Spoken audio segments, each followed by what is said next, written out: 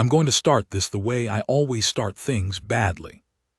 No preamble, no official language, just me, sitting in my bunk at 4 in the morning because I can't sleep, because something happened today that I have been turning over and over in my head for the last 6 hours, and I still don't have a name for it. I should probably file this through the standard IRB channels. I probably should have already. But something about this feels personal in a way that a standard form isn't equipped to handle. And if I've learned anything in my 3 years as a human affairs liaison on this station, it's that the things that matter most are always the things that fall outside the box on the form. So I'm going to write it here first, in my own words, and then I'll decide what to do with it. Let me give you some context. Sector 9 Assembly Station, Helix Point, is not a glamorous posting. It's not the kind of place ambitious people ask to be sent.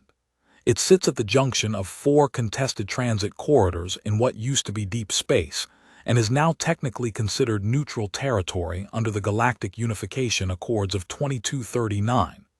Most of the beings who pass through here are traders, diplomats, or refugees in transit. Some are soldiers on leave. Some are bureaucrats transferring between stations. And then, occasionally, you get the ones who are none of those things, the ones who arrive without announcement, who move through the station like they've memorized its blueprints before they walk through the door, who don't ask for help, because asking for help isn't something they know how to do. The Crimson delegation arrived 14 days ago. I was there when the transport docked. I was there because it's my job to be there. The IRB requires a human liaison present for all delegations that include non-biological or transbiological species, which, if you're new to this, is the diplomatic language we now use for vampires. The official term, transbiological, was adopted after the Integration Accords of 2241. It sounds cleaner than what it is, which is this. Vampires are, by every meaningful biological definition, dead. They were human once, or they were something adjacent to human, and then something changed them, something that happened so long ago that most of the Crimson Tier don't remember it clearly, or at least claim not to. They are not undead in the dramatic sense. They don't shamble. They don't rot. They don't behave like the old Earth mythology suggested they would. They are, if anything, more alive than most of the beings on this station, more present, more precise. They move with the kind of awareness that makes you feel like every room you've ever walked into in your life, you walked into half-blind. Like you've been operating at 30% capacity, and you didn't know it because you'd never seen what 100 looks like. There were 7 of them in the delegation. I had briefings on all 7. Photographs, which is a complicated thing with vampires, since some of the older ones don't photograph reliably, something to do with electromagnetic interference that nobody in our biology division has fully explained yet. Names, biological profiles, diplomatic history. I thought I was prepared. I was not prepared for Valen Sar. The briefing file on her was thinner than the others, which should have been a warning sign. With vampires, thin files usually mean one of 2 things. Either the individual is genuinely unremarkable, or they're so remarkable that the people who compiled the file didn't know where to start and defaulted to almost nothing. The file said, Valen Sar, Crimson Tier Delegate, age, estimated 204-600 years, former Sanguine Council member, speaks 17 languages, 11 of which are no longer in use by any living species. No record of diplomatic misconduct. No record of aggression incidents. No known personal alliances. That last line, no known personal alliances. I remember reading it in my bunk the night before the delegation arrived, and thinking that it sounded lonely in a way that was so massive it was almost incomprehensible. 4,000 years of being alive, or whatever it is they are, and not one recorded personal alliance. I filed it under notable and went to sleep. And then the transport docked. And she walked off last, because of course she did, because I was going to find out that everything Valen Sar does, She does last, she waits, she watches, she processes, and then she moves. And when she moves, it is with a certainty that makes everyone else around her look like they're improvising. She was tall, not unusually so, maybe 3 or 4 centimeters over my own height, but she carried herself in a way that made the height feel significant.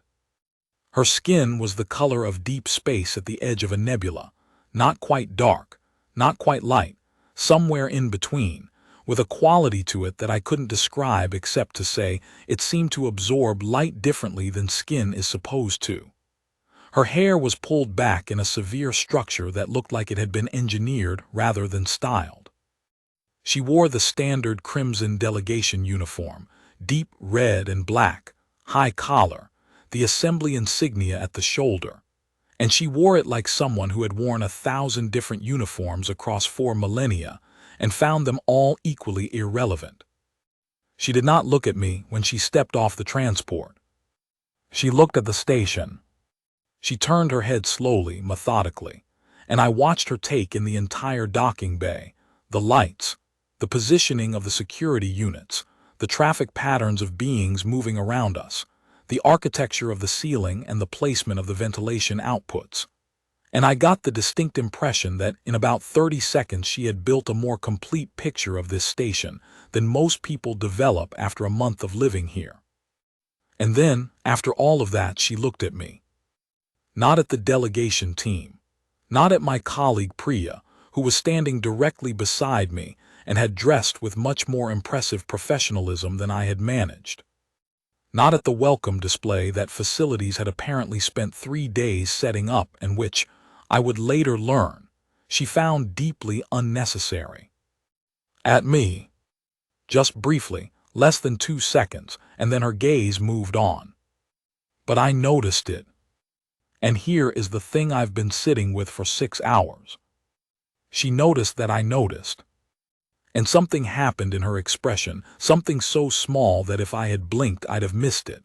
Not a smile, not warmth exactly, just a micro-expression of I don't know, recognition, like she'd found something she wasn't expecting to find and she was filing it away and she wasn't entirely sure what to do with it. And then she walked past me. And the delegation continued, and I did my job, and the briefings and the customs protocols and the room assignments all proceeded normally, and I smiled at the appropriate moments and said the correct things and didn't do anything that would embarrass the IRB. But that look, I've been sitting here for 6 hours, and I cannot figure out what it meant. And the fact that I can't figure it out is the thing that's keeping me awake. Document 2, IRB Station Log, Helix Point. Filed by Senior Administrator Priya Ose. Time stamp, Cycle 224708030940 Station Time. Subject, Crimson Delegation, Day 1 Status Report. Day 1 of the Crimson Delegation visit proceeded without significant incident.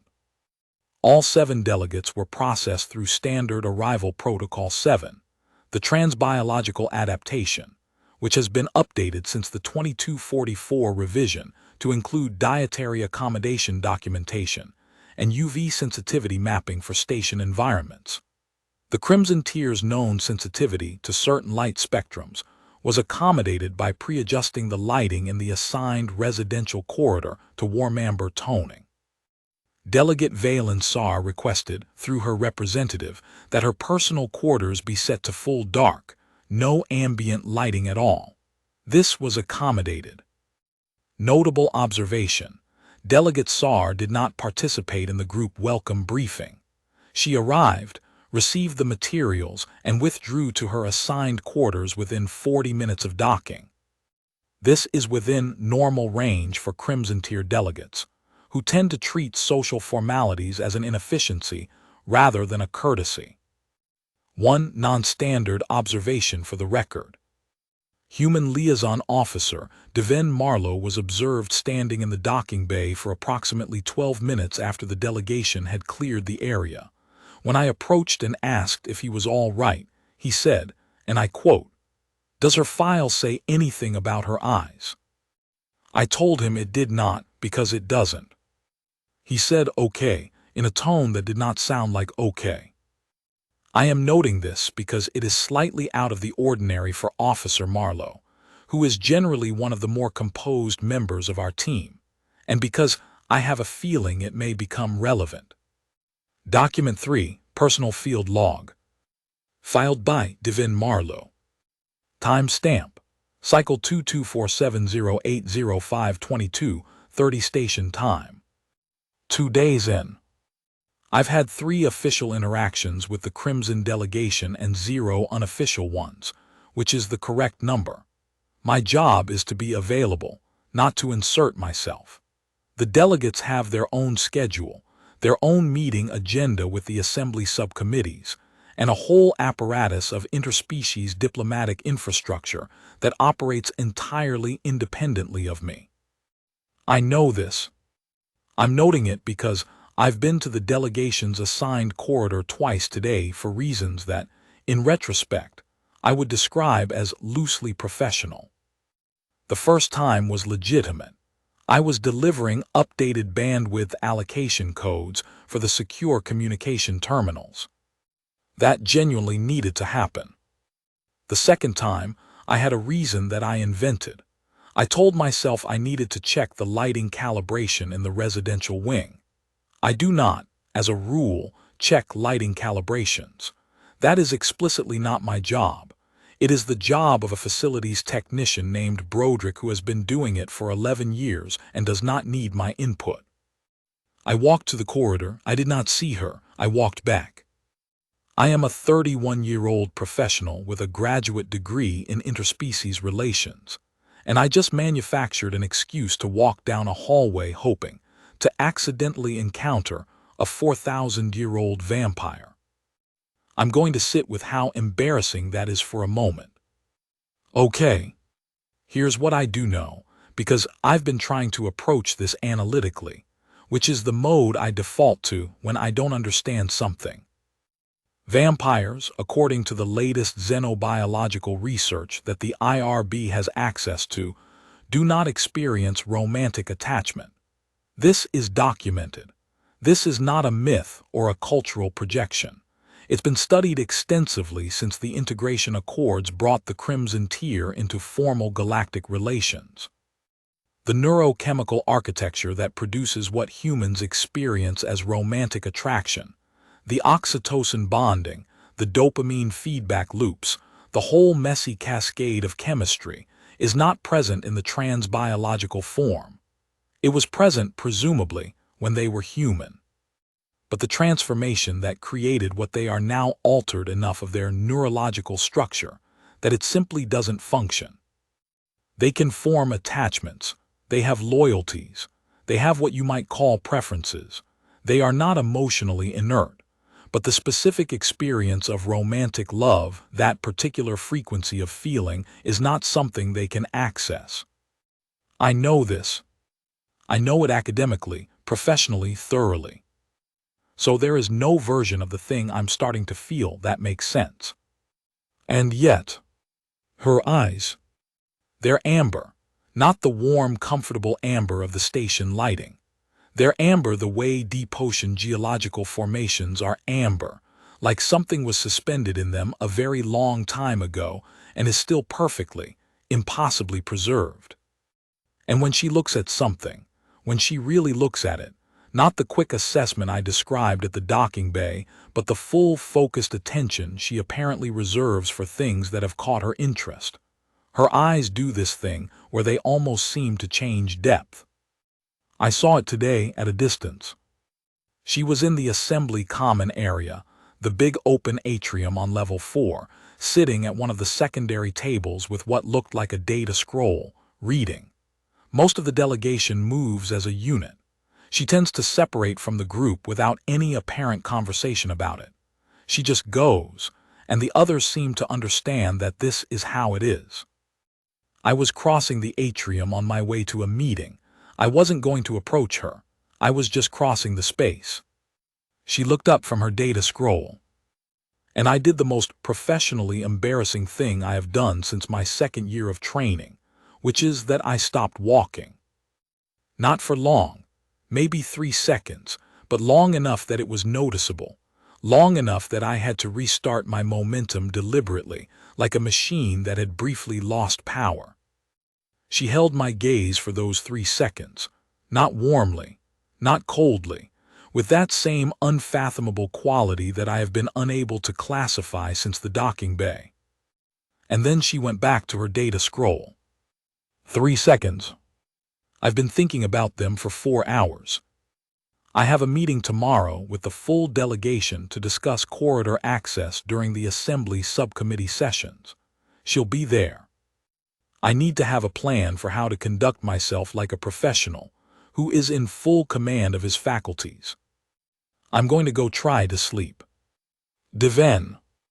I've been reviewing the preliminary situation reports from Helix Point, and I wanted to reach out directly rather than through formal channels.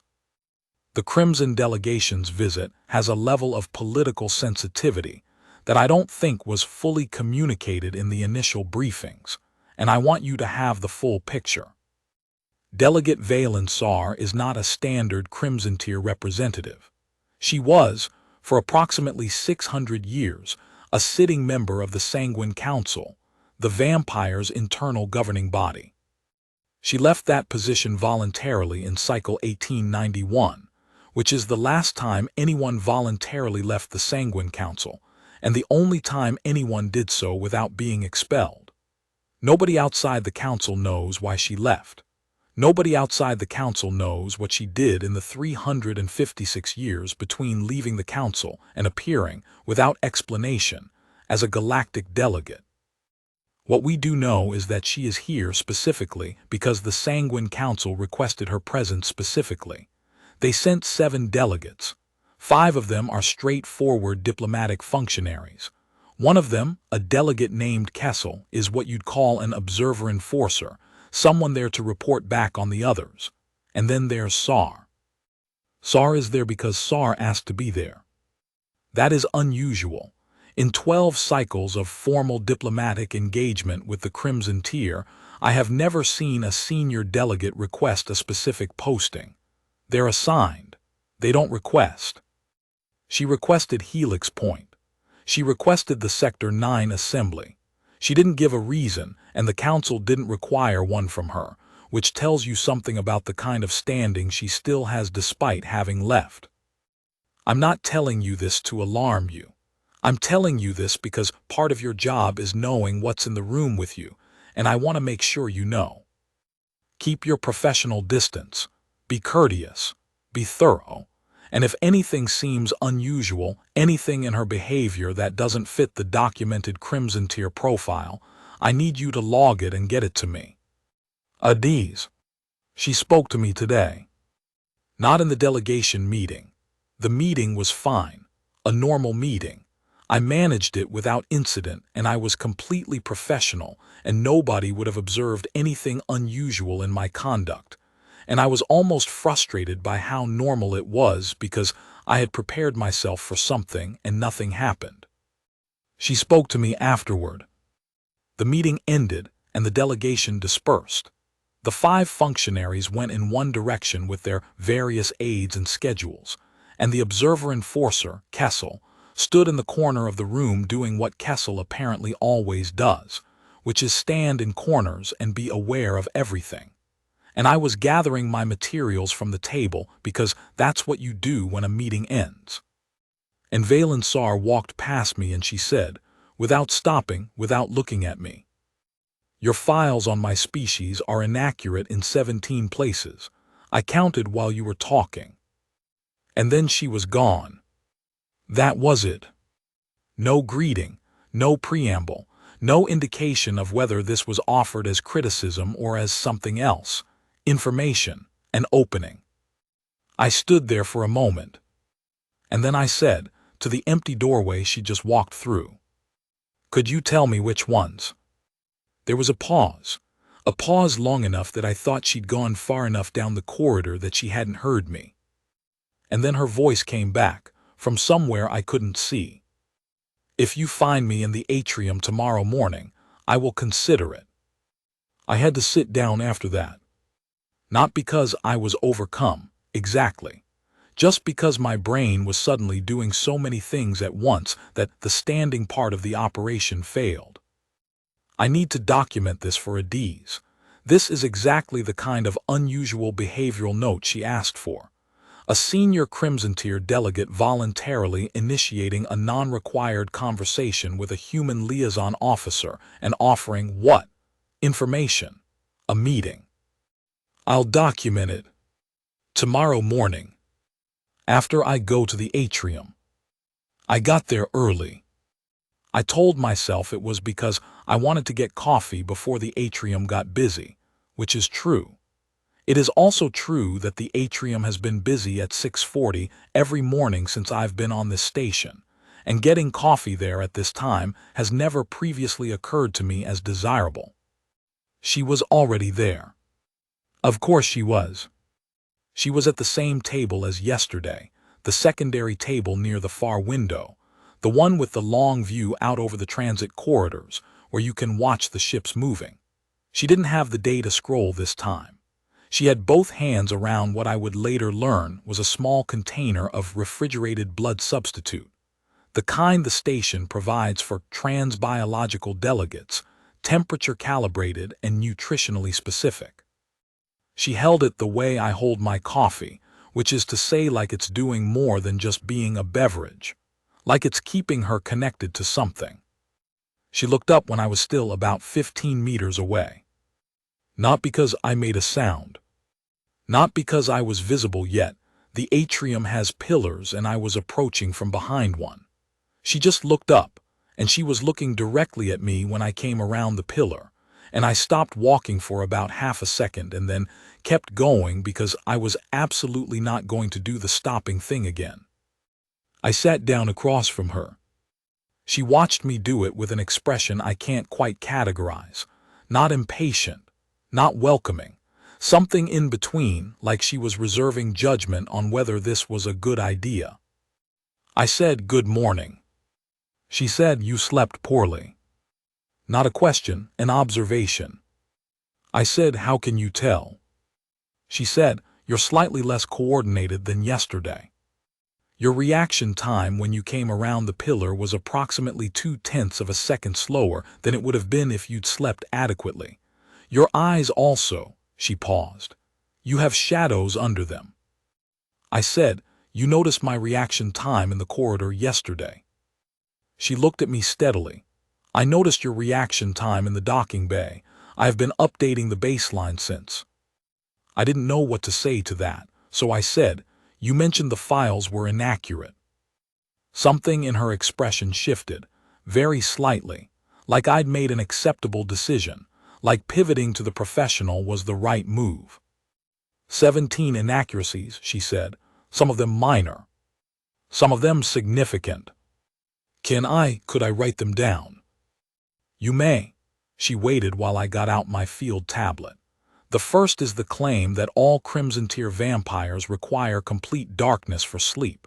This is not universally true. Sensitivity to light varies significantly based on the age and origin of the individual.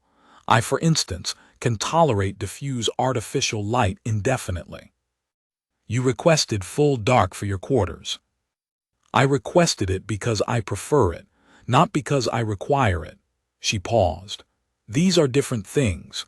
Your files do not distinguish between requirement and preference for transbiological species. That's a valid point. The second inaccuracy is the suggestion that vampires do not experience fear. I looked up from the tablet.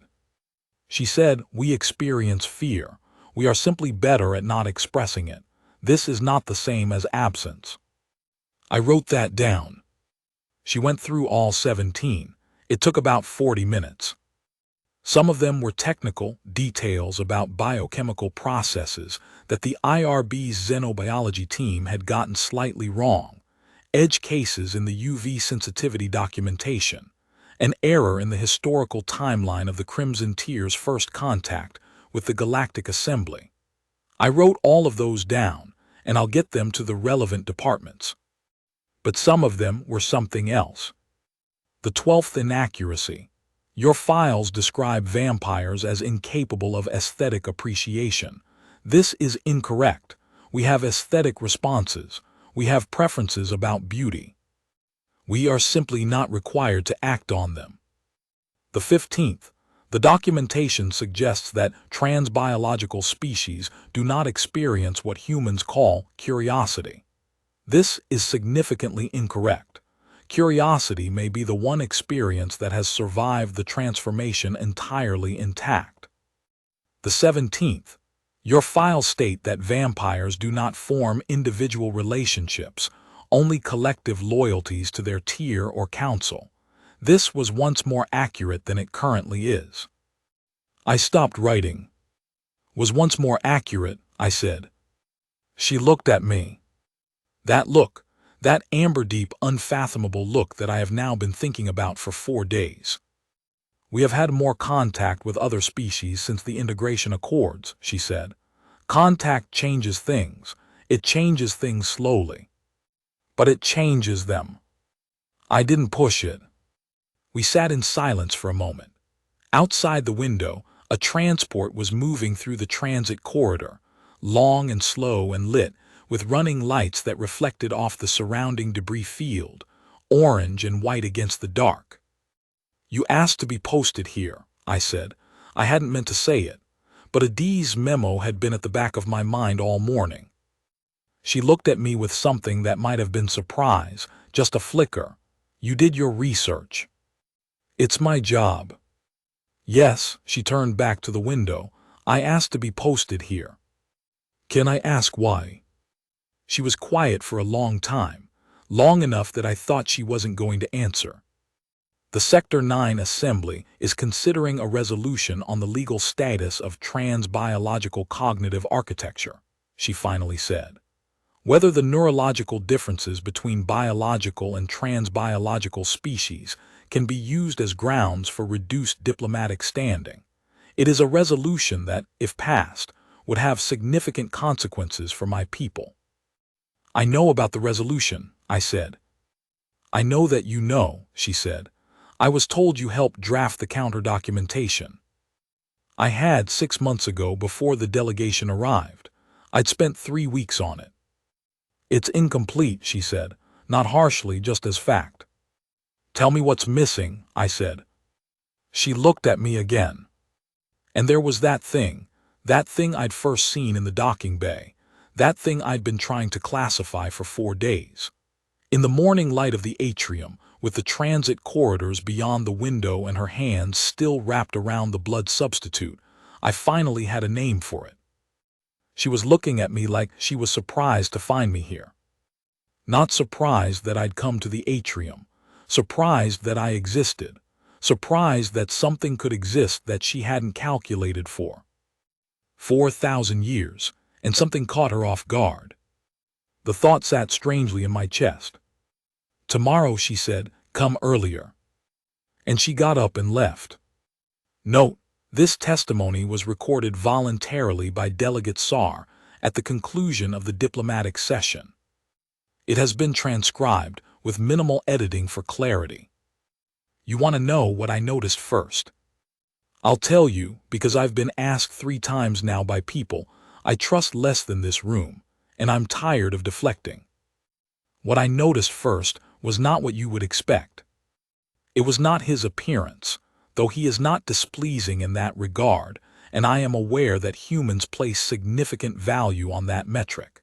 It was not his position or his credentials, though I had reviewed those thoroughly before I arrived. It was the way he stood in the docking bay. I have arrived in many places.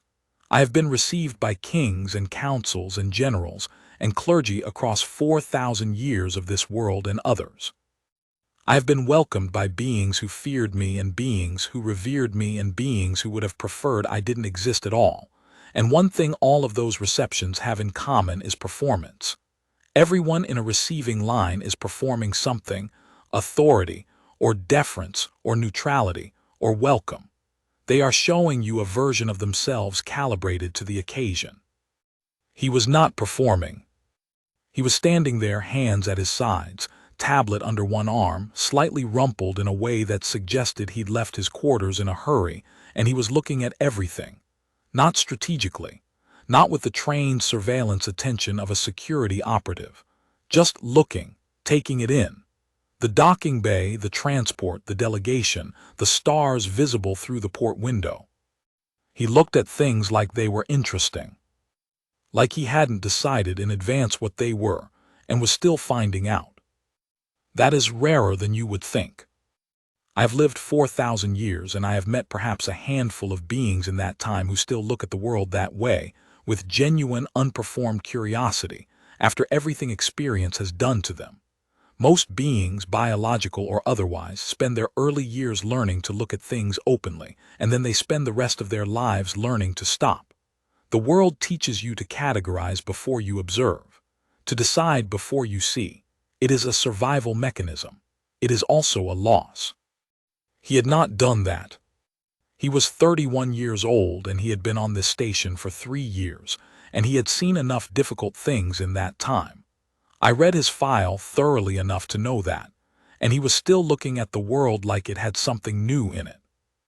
I looked at him for less than 2 seconds. I knew I was going to find him again. I did not know what I was going to do with that. I had not anticipated that particular problem. We've been meeting every morning for a week. I should probably address the fact that I haven't filed a routine status report in 5 days, which is not normal and will eventually get flagged by a D's office. The honest reason is that every time I sit down to write the report, the thing I end up writing is this, my personal log, in first person, in a voice that does not fit the IRB's documentation format, trying to figure out what is happening. Here's what I know about what is happening. We are co-authoring an addendum to the counter-documentation for the Trans-Biological Cognitive Architecture Resolution. This is real. This is legitimate. This is, in fact, extremely valuable because Valen Sarr's contributions have in the past 8 days tripled the strength of the document. She doesn't just know the facts. She's lived inside the gaps in those facts for 4,000 years, and she knows exactly where the resolution's proponents will try to exploit them, and she knows how to close those gaps in language that will hold up in an assembly chamber. She is, without question, the most formidable mind I have ever worked with.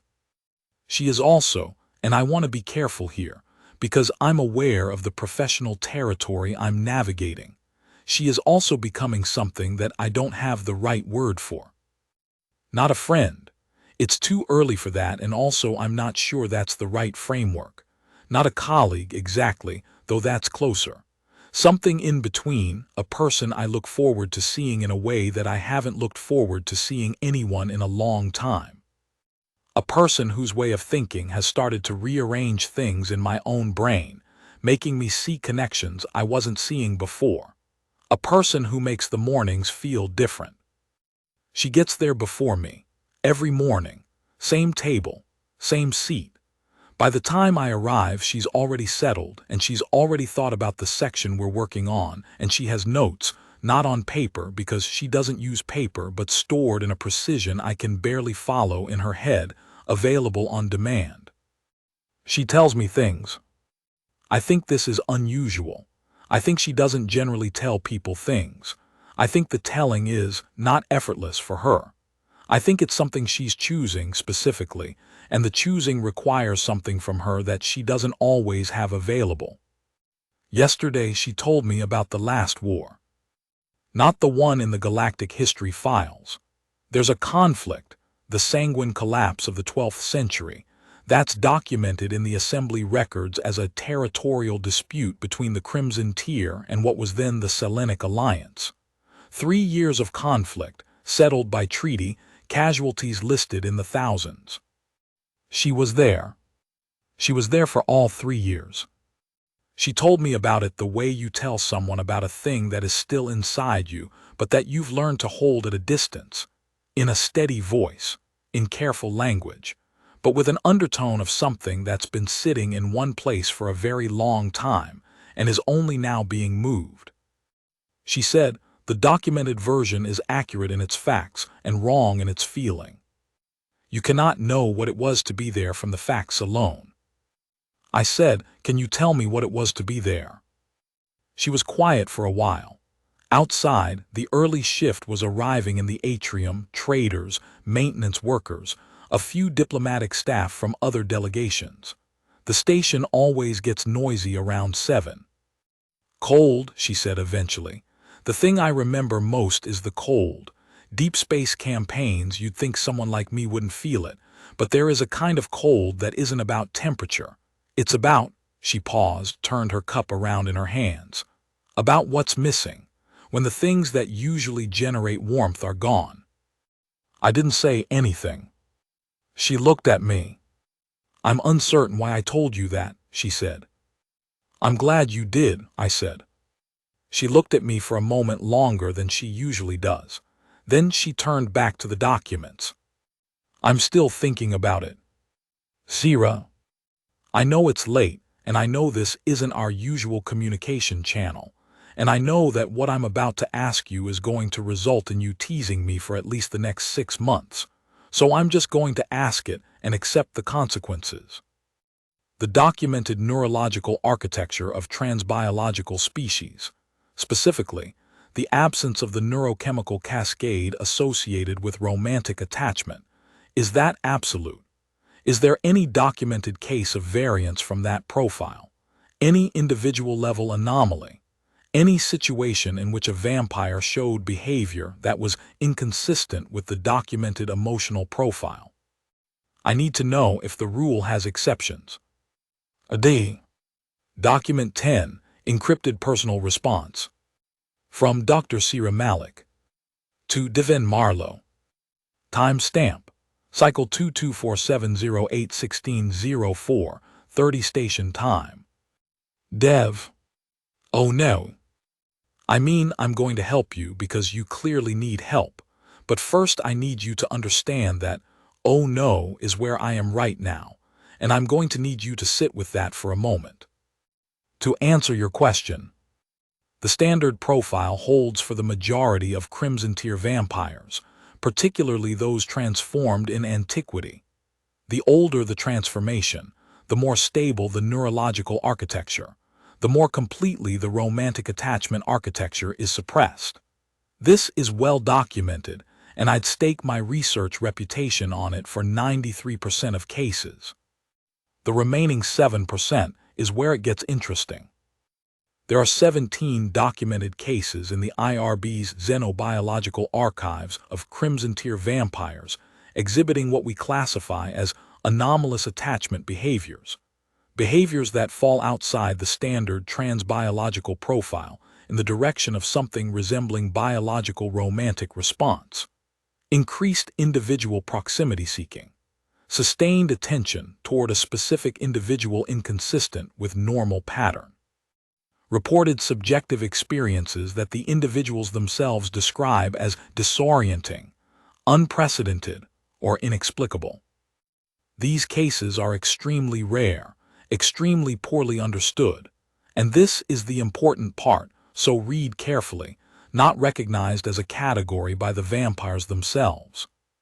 The Crimson Tier's internal taxonomy does not have a label for what happens in these 17 cases. The beings involved, when interviewed, consistently describe the experience as a malfunction, as something going wrong, as a deviation from the norm that they find deeply unsettling. Because from their perspective, it is. They don't have a word for it. They don't have a framework for it. 4,000 years of being a species that doesn't feel that particular thing, and then suddenly some edge case of a vampire is feeling something and they don't have any mechanism for understanding it. And the closest reference they have is what they've observed in biological species, which they have historically categorized as a weakness. You can imagine how well that goes. 17 cases in the literature. Dev, I'm going to need you to tell me everything. Asira. She touched my hand today. I need to write it down because otherwise it's just going to echo in my head and I won't sleep, and I have a meeting at 8. wasn't dramatic, that's the thing. It wasn't the moment of a romantic story. It wasn't charged or announced. It didn't have a soundtrack. We were sitting at the table and I'd been working on a specific clause in the counter document for about an hour, trying to find language that would hold against the resolution's argument about reduced capacity for subjective moral reasoning. And I was frustrated because I couldn't find the right angle, and I said something to that effect, and she said, "May I?" And I turned the tablet toward her. And she reached for it. And her hand passed over mine on the tablet's surface. Not grasping, not deliberate, just the transit of reaching, the incidental overlap. She went still. For about 3 seconds, she went completely still. Not in the way people go still when they're startled. In the way people go still when something has happened that they need a moment to process. And then she adjusted her grip and took the tablet, and her eyes moved across the document, and she said, in an absolutely steady voice, "The problem is that you're arguing from the behavior outward. You need to argue from the capacity inward. Start with what the architecture can do, not with what it has done." It was the right note. It cracked the whole section open. I spent the next hour rewriting, and it was 10 times better. But I kept thinking about those 3 seconds. I kept thinking about what Sira said about the 17 cases in the literature, about beings who experience something and don't have a name for it, about the closest reference they have being what they've observed in us, which they have historically called a weakness. She went still. For 3 seconds. And then she kept working. I watched her for the next hour, the way she read, the way she annotated, the way she sat with precision that never quite became rigidity, the way she occasionally paused and looked at the window, at the transit corridors, at whatever was moving in the dark outside, like she was checking that it was all still there. I don't know what she's feeling. I don't know if feeling is even the right word for whatever is happening for her. But I think something is happening. And the thing is, the thing I have to be honest about in this log that nobody reads but me, something is happening for me too. Not just fascination, not just professional admiration, which would be appropriate and containable. Something that has been building in the morning light of the atrium for 2 weeks, in the quiet of her voice telling me things she apparently doesn't tell people, in those amber eyes that go deep when she looks at things she's genuinely interested in. I am genuinely interested in her. In a way that I know perfectly well is not professionally simple. I'm going to finish the counter document. I'm going to do my job. I'm going to be careful. But I'm going to stop pretending I don't know what this is. The chamber held approximately 400 beings, delegates, aides, observers, press representatives from 17 media organizations that cover galactic diplomatic affairs. The session had been scheduled for 3 hours, with the counterargument block allocated 60 minutes following the resolution's formal presentation. The resolution was presented by Delegate Vassar of the Selenic Alliance, who argued, as expected, that documented neurological differences between biological and transbiological cognitive architectures constituted grounds for reduced diplomatic standing. Specifically, that the absence of neurochemical bonding processes made transbiological species incapable of the kind of authentic social contract that underpins galactic diplomatic law. The argument was well prepared. It was also, as the counter-document would demonstrate, built on a foundation of inaccurate science and motivated reasoning. When the counter-argument block opened, it was presented in 3 parts. The first 2 parts, addressing the scientific inaccuracies and the legal precedent, were delivered by IRB representatives and went as planned. The third part was delivered by Delegate Valen Sar. This has been noted in 5 separate observer reports as the portion of the session that changed the outcome. She did not use notes. She stood at the chamber podium, tall, precise, in the crimson delegation formal uniform, and she addressed 400 beings in a voice that required no amplification, and that somehow managed to reach every corner of the chamber without effort. She said, "I have been asked to argue for my species' capacity for authentic social engagement. I find the request somewhat ironic, because those who drafted the resolution have spent considerable effort arguing that I lack the cognitive architecture to truly understand why the argument matters to me. And yet here I stand, understanding it very thoroughly. I will not rehearse the scientific evidence, because my colleagues have done that with more precision than I could add to. I will instead tell you something that is not in the documentation, because it happened 2 weeks ago, and I have not yet filed the report. In the 14 days that I have been on this station, I have been engaged in a collaboration with a human liaison officer named Devin Marlowe. This collaboration was professional in origin. It was aimed at producing exactly the document that has been presented to you today. In those 14 days, I have told this human about the sanguine collapse, about the cold that isn't cold, about 17 things I have not spoken of in a combined total of 300 years. I do not have a clinical explanation for why I did this. I have examined the question with the same rigor I bring to everything, and I do not have a satisfying answer. What I have is this: I noticed him, in the way that I have not noticed a specific individual in a very long time. And the noticing changed things not dramatically, not in the way your stories describe, but in the quiet way that real things change, which is slowly and without announcement. The resolution before you argues that my species cannot engage in authentic social contract. The resolution is wrong. It is wrong not because of what we were designed to feel, but because of what we have, in fact, become capable of feeling, which is more than the documentation has caught up to. We are ancient, we are not static, these are different things. Vote against the resolution, not as an accommodation, but because the evidence, including the evidence I have just given you, does not support it." She returned to the delegation bench.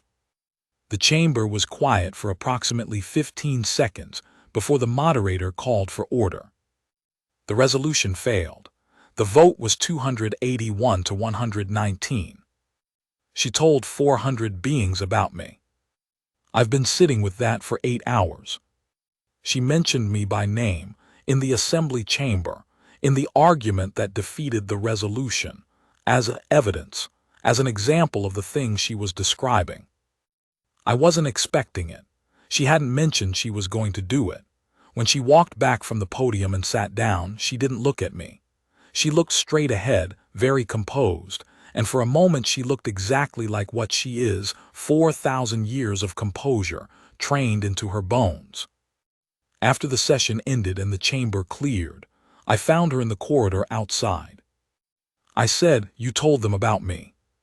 She said, "I told them about the collaboration." "You said you noticed me." She didn't answer immediately. She was looking at the corridor wall, the long curved wall of the station, the viewports spaced every few meters, the dark transit corridors beyond. "It was relevant evidence," she said. "Valen." It was the first time I'd used her first name. We'd been formally delegate and officer this whole time. I don't know why I did it. It just happened. The word came out with the weight I'd been putting on it for 3 weeks. All that unspoken stuff that had been building up in the atrium mornings and the file corrections and the 3 seconds when she went still. She turned and looked at me. There it was, that thing, that amber-deep look that I first saw in the docking bay and that I have never once been able to fully read. "I notice you constantly," she said. "I don't know what to do with it. I have not known what to do with it since the docking bay." I said, "Me too." She looked at me for a long moment. "My species doesn't," she started. "I know what your species does and doesn't," I said. "I've read the files. I know 17 inaccuracies in those files." Something happened in her expression. It was the closest thing to a smile I'd seen from her, and it wasn't quite that. It was something more contained, something that maybe a smile becomes when it's traveled 4,000 years and arrived changed, but still arriving.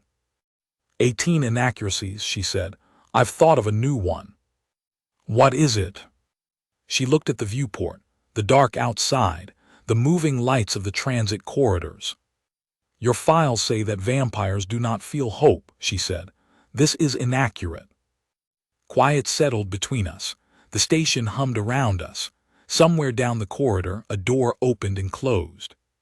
Tell me, I said. She turned back. We feel it, she said. We feel it very rarely. When we feel it, we are not certain what it is, because we have never had language for it, and so it sits strangely, and we don't know what to do with it, and we watch it from a distance trying to understand whether it's real. I looked at her. That's hope, I said. Yes, she said, I know. I want to tell you something that is not in any file. In the 11th century, I sat with a dying general human from what was then the Byzantine frontier and watched him describe what he called the worst thing about being mortal.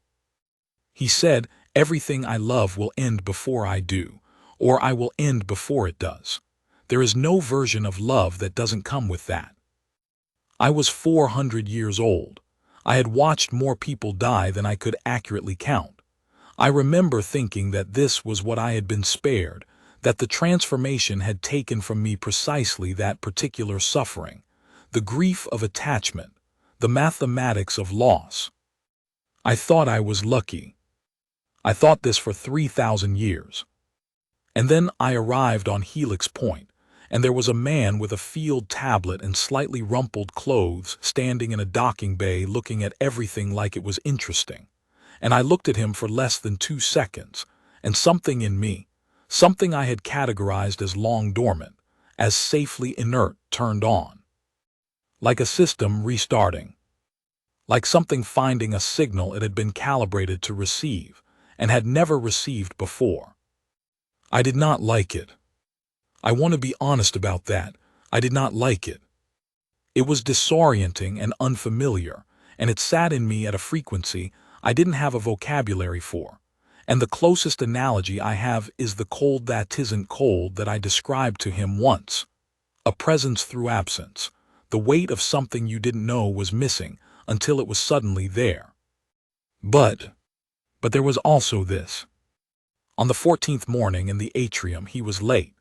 Not dramatically late 6 minutes, but I noticed immediately, in the way you notice when something you've been oriented toward changes.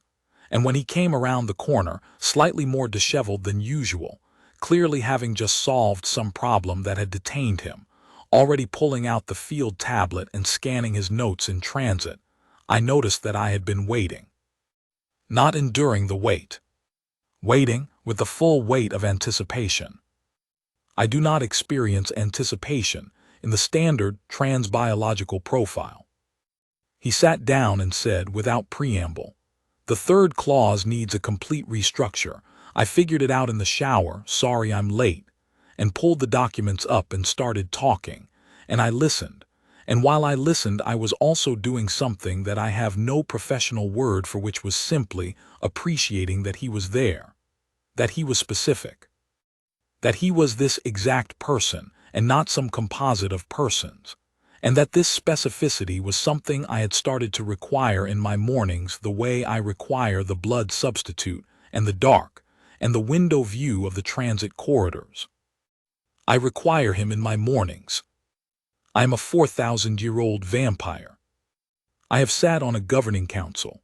I have survived wars that are now classified as ancient history. I have watched civilizations rise and categorize themselves and fall. And what I am telling the IRB archive is that a 31-year-old human liaison officer who checks lighting calibrations for no reason and says, "Me too," in corridors with the full weight of everything he means, has broken something open in me that I did not know was closed. I do not have a word for what this is. I don't think I need one. The general was right that there is no version of love that doesn't come with loss. He was wrong that this makes it a bad calculation. I ran the calculation. I am going to keep running it. She was there when I got to the atrium. Same table, same seat. Both hands around the blood substitute container, looking at the transit corridors in the dark outside the window. I sat down. She looked at me. Not the 2-second docking bay look. Not the assessment. Not the unfathomable thing I've been trying to classify for 3 weeks. Something more direct than all of that. Something that had decided to stop being careful about what it showed. I said, "Good morning." She said, "You're earlier today." I didn't want to make you wait. She looked at me for a moment. "I would have waited," she said. And the way she said it, steady and quiet, and without any of the elaborate architecture of hedging and disclaiming that most beings build around the things that matter to them, was the clearest thing I'd heard from her yet. We had coffee. We had the blood substitute. We had the documents eventually, but not right away. We talked. Not about the resolution, or the counter-document, or the assembly, or the diplomatic implications of anything. Just about things. She told me about a city she'd been to in the 15th century that no longer exists. I told her about a river I used to fish in the mountains where I grew up, that also no longer exists in quite the same form. We found an unexpected common ground in things that are gone but not entirely gone, places and times that persist in the people who remember them. She said, "I have very few people to tell these things to. The others of my tier, they remember the same things I remember. There's nothing new in the telling, but when I tell you." She paused. "When I tell you," she said, "you're hearing it for the first time, and there's something in that, in being heard by someone for whom the thing is still new. You make 4,000 years feel like it just happened," I said. She considered that. "You make 30 years feel like they were worth it," she said. I didn't say anything for a while. Outside, the early shift traffic was beginning. The atrium was filling up, the station coming alive around us in its slow, institutional way, the lights brightening, the ventilation adjusting, the distant hum of 1,000 different lives resuming. "The delegation leaves in 4 days," I said. "Yes." "What happens then?" She looked at me, her hands tightened slightly around the container. "I don't know," she said. "I have not made plans beyond the departure, because I have been uncertain what there is to plan for. There are IRB liaison positions that travel with delegations," I said, "in a support capacity. It's not unusual for extended diplomatic engagements." She was quiet. "It would be professional," I said. "It would be," she said. Another pause. "Valen." She looked at me. "I would like to keep finding you at this table," I said. "Whatever table it is, wherever the table is." She held my gaze for a long time. Long enough that I thought I might have miscalculated, might have said too much, might have pushed past the edge of what this was, and into something she wasn't ready for or capable of, or hadn't asked for. And then she said, "I have been hoping you would say that." She said it like someone who is very unused to hoping, like someone practicing a word in a language they only just learned, like someone for whom the thing is enormous and strange and slightly terrifying and real. "I know," I said. "How?" "Because you told me that your species feels hope, and then you looked at me." She was quiet for a moment. 18 inaccuracies, she said. "Tell me the 18th, I said. She set down the container. She looked at the window, the dark, the lights, the slow movement of the transit corridors. Then she looked back at me, and I saw it clearly for the first time, without the distance or the classification or the professional remove. This ancient person looking at me the way I'd first seen her look at the docking bay and the station and the stars. Like I was interesting. Like she hadn't decided in advance what I was and was still finding out. Like she was 4,000 years old and she had found something new. "Vampires," she said, "are not incapable of this." For the archive record, the Trans-Biological Cognitive Architecture Resolution was defeated in the Sector 9 Assembly on Cycle 22470-820 by a vote of 281 to 119. The counter-documentation has been entered into the formal Assembly record and will be referenced in future sessions addressing similar resolutions. The 17 documented inaccuracies in the IRB Standard Crimson Tier profile have been submitted to the Xenobiology Division for review and correction. The Crimson delegation departed Helix Point on Cycle 22470-824. Human Liaison Officer Devin Marlowe has requested a transfer to the Traveling Diplomatic Liaison Program, effective immediately. The request is pending final approval.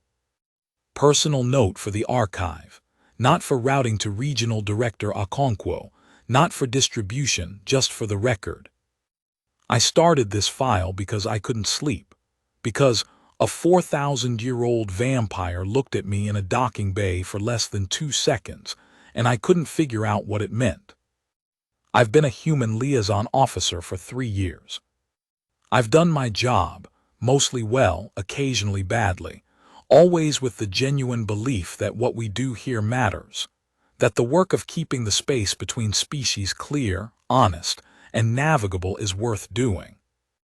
I've never had reason to believe it quite so personally as I do right now. Her species doesn't feel romance. The files say so. The research says so. The documented profile, which contains 17 inaccuracies and possibly more, says so. But the way she looked at me, that first morning in the atrium, when she reached for the tablet and her hand crossed over mine, and she went still for 3 seconds, 3 seconds that I will probably carry in me for the rest of my life, broke every rule in the profile. And in the gap between the rule and the reality, something was growing. Something that didn't have a word yet. Something that was choosing to exist anyway, against the documentation, against the profile, against 4,000 years of certainty. I think that's the most human thing I've ever seen. I think that's the most her thing I've ever seen. And I genuinely, carefully, hopefully think that I'm going to spend a long time still finding out what it is. I have traveled a long time. I don't say this for the weight of it, I say it because it is the relevant context. In a long journey, you develop a particular relationship to certainty. You learn what holds and what doesn't. You learn which principles survive contact with reality and which ones don't. I was certain for most of my existence that I was beyond this particular territory, this specific frequency. The thing that human poets and human songwriters and human beings across 1,000 years of culture have spent an embarrassing portion of their energy describing and trying to explain. I was wrong. I want to say that clearly, for the archive, for posterity, for whatever researcher opens this file in 100 years and needs to know. I was wrong. The certainty I had was based on accurate data that was nonetheless incomplete, and incompleteness is a form of error, and I was wrong. The human Devin, I will call him by his name, is not what I expected.